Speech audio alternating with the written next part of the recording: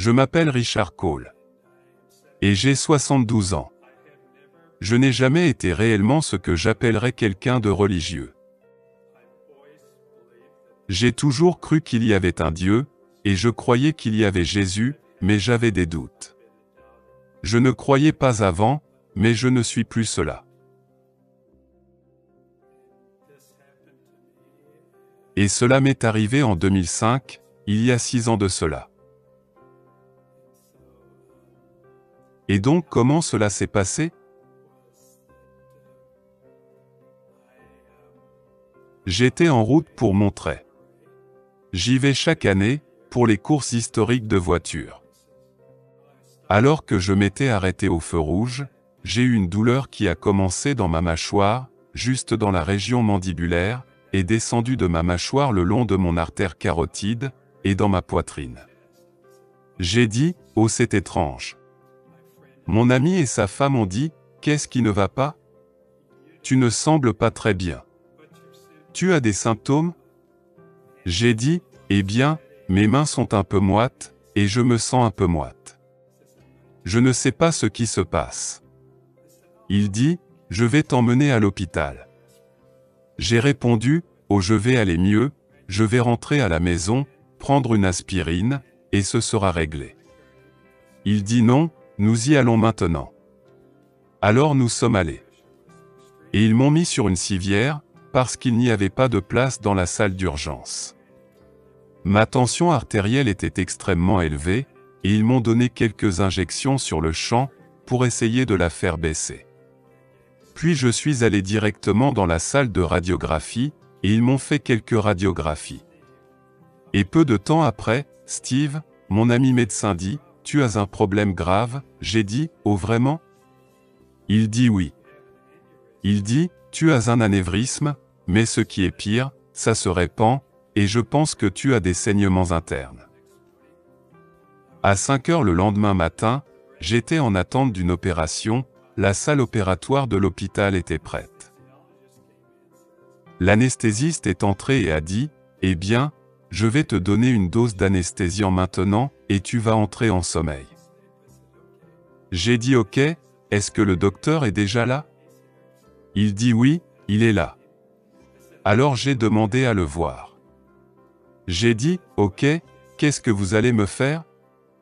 Et il dit, eh bien, ce que nous allons faire c'est de t'amener à une température vraiment basse, et quand nous faisons cela tout va arrêter, ton cerveau va s'arrêter, ton cœur va s'arrêter.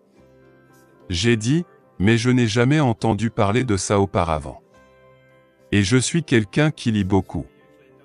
Et il dit, eh bien, nous ne disons généralement pas à nos patients ce que nous allons leur faire, sinon ils vont courir dans le couloir en traînant le matériel derrière eux. Ils m'ont dit que quand je vais entrer dans cet état, j'aurai environ 50-50 chances de réussite. J'ai découvert plus tard que ce genre d'opération où ils vous ouvrent le cœur, tu as 10% de chances de survie. Alors les anesthésiologistes ont mis l'intraveineuse. Je me suis endormi sur le champ. Ils m'ont conduit du couloir jusqu'à la salle d'opération. Et c'est alors que je réalise que j'étais toujours conscient. Que je n'étais pas encore endormi.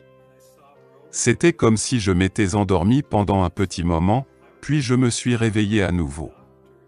Et là je les vois me conduire dans la salle d'opération. Et donc, je voulais dire au médecin, et vous devez me donner un peu plus de ce que vous m'avez donné, parce que je ne suis pas encore endormi. Mais je ne pouvais plus parler.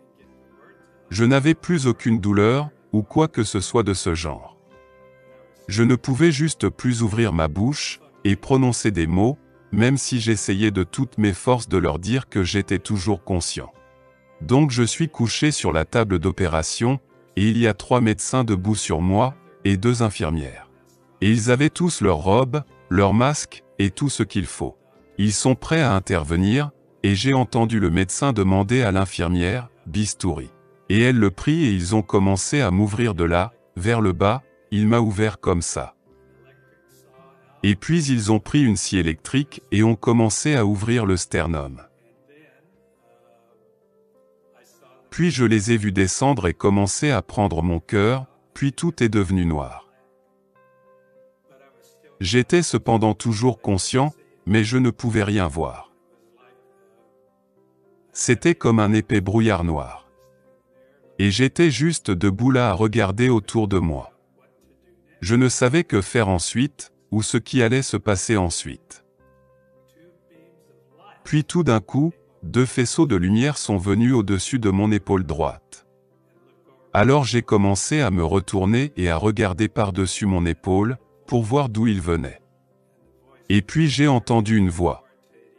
La voix était très autoritaire, mais pas bruyante.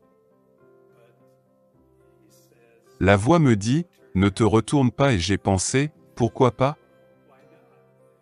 Et la voix dit, « Ne te retourne pas, parce que si tu vois mon visage, tu devrais rester ici. » Et il dit, « Ce serait ok si tu restes ici,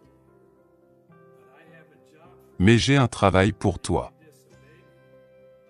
Et si tu me désobéis, je ne serai pas content. » Et il dit, « Tu ne voudrais pas me voir mécontent. » Alors je me suis dit, « Bien d'accord, je ferai mieux de faire attention et fais ce qu'il dit. » Et puis j'ai dit, « Je sais qui tu es. » Et il dit, « Oh, tu le sais ?» Et j'ai dit oui. Et tout au cours de cette conversation, j'ai eu le sentiment de savoir qui il était. Il allait et venait derrière moi. Qu'il était assis sur un trône blanc, juste un trône simple, sans artifice ou quoi que ce soit dessus, mais juste un trône blanc, et je pouvais juste le sentir. Je ne sais pas pourquoi, mais c'était juste ce que je ressentais. La prochaine chose qui s'est produite est qu'il a dit, « As-tu des questions avant que tu ne partes ?» J'ai dit, « Vous savez, je dois y penser. » Et j'ai pensé, et je pensais vraiment très fort, à ce que je devais demander à Dieu. Je ne pouvais pas penser à n'importe quoi. Je voulais être assez intelligent pour demander quelque chose de très pertinent. Et alors j'ai dit, « Eh bien, je vais devoir revenir à un vieux cliché. Quel est le sens de la vie ?» Et il s'est mis à rire. Et j'ai dit, « Qu'est-ce qui est si drôle ?» Et il dit, « Eh bien, je ne sais pas pourquoi, mais beaucoup de personnes me posent cette question. Et c'est vraiment très simple, mais je vais te dire quoi. Quand tu reviendras, on ira nous asseoir, et tu pourras me poser toutes les questions que tu auras.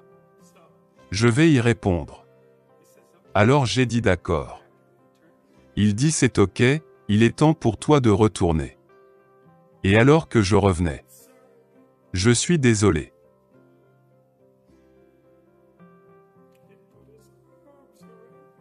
Mais il a mis ses bras autour de moi. Il a mis ses bras autour, et c'était un sentiment que je ne peux pas expliquer, c'était de l'amour inconditionnel. C'était des mots je ne peux pas vous expliquer. Je suis désolé mais j'agis toujours comme ça, parce que je peux encore le ressentir de nouveau.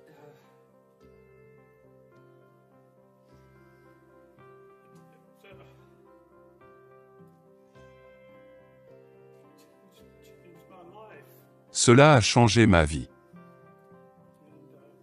Et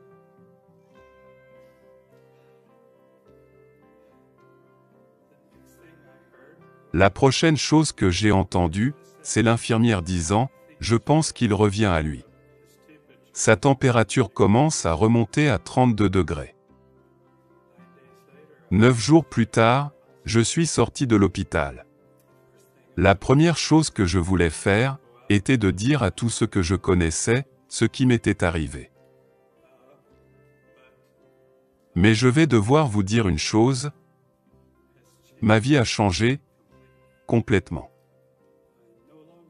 Je n'ai plus peur de la mort. Tous les problèmes que je pensais être des problèmes sont tous partis. Je n'ai pas de problème. Il n'y a plus rien qui puisse m'abattre. Une semaine plus tard, un gars que je connaissais est venu, Et il dit, j'ai entendu parler de ton expérience, j'ai dit oui c'est arrivé. Il a dit, j'ai entendu dire que tu as eu une expérience de mort imminente, et que tu étais parti pendant environ 1h30. J'ai dit oui c'est vrai. Il dit, eh bien, la même chose m'est arrivée. Et j'ai dit, avec la même question, quel est le sens de la vie? Il dit, oh cela c'est facile, tout est question d'amour. C'était la réponse parfaite. Alors j'ai reçu ce message sur le champ. Maintenant j'ai étudié la Bible, et ça me prend beaucoup de temps. Cela fait 6 ans que je le fais. Je me suis fait baptiser récemment. Et les gens me posent des questions à ce sujet, pourquoi tu te fais baptiser maintenant? Je réponds, parce que c'est le bon moment. Vous savez, je ne sais pas quoi leur dire d'autre. Je ne crois pas que vous devez être baptisé pour aller au paradis. Mais je sais une chose, je veux suivre ce que Jésus a fait. Il a donné l'exemple, donc je l'ai fait. Donc, osez Jésus avant qu'il soit trop tard. Osez. Ne le faites pas demain, faites-le maintenant. Et quand la fin de votre vie arrivera, parce qu'elle arrivera pour tout le monde, pour moi et pour les personnes qui me regardent, ou même pour les personnes qui sont derrière cette caméra, au moins vous serez sûr que vous partez avec celui qui vous a donné une nouvelle vie. Cette vie peut commencer maintenant, dès que vous l'acceptez, et cette vie continuera après que la mort soit venue. La mort n'est qu'un passage pour une autre vie beaucoup plus belle. Mais vous avez la possibilité d'oser cette nouvelle vie maintenant, tout de suite. Faites-le maintenant, tout de suite. N'attendez pas demain ni après-demain. Faites-le maintenant, tout de suite. Prenez 1 minute et faites-le. Je vous en prie, vous ne serez pas déçus. Après avoir écouté ce message, si vous avez décidé de donner votre vie au Seigneur Jésus-Christ, faites cette prière avec l'homme de Dieu. Mon Dieu, je viens devant toi, tel que je suis. Je confesse Jésus-Christ comme mon Sauveur et mon Seigneur.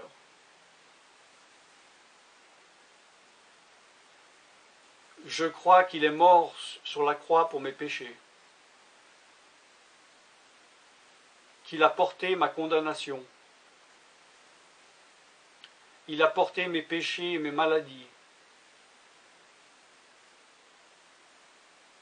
Que Jésus-Christ est le Roi des rois et le Seigneur des seigneurs.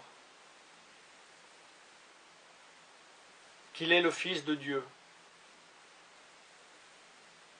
Qu'il est maintenant ressuscité et assis à la droite du Père. Et il prie maintenant pour moi. Je me suis détourné de mes péchés et je veux obéir à ta parole.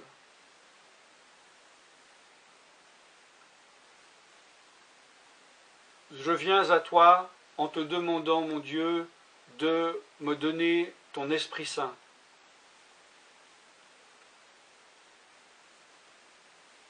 Remplis-moi de ton Esprit, afin que tu ne sois plus à l'extérieur de moi, mais que tu viennes habiter en moi.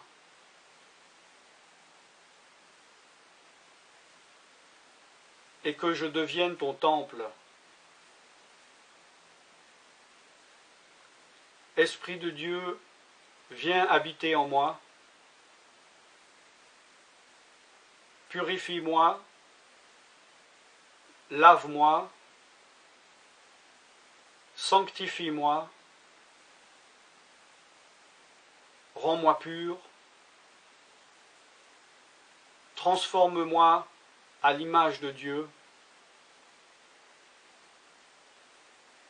Je te remercie car je crois que tu m'as donné ton esprit. Car tu ne mens pas. Et tu as dit dans ta parole que tu donnes à celui qui te demande. Je fais cette prière au nom de Jésus-Christ. Amen.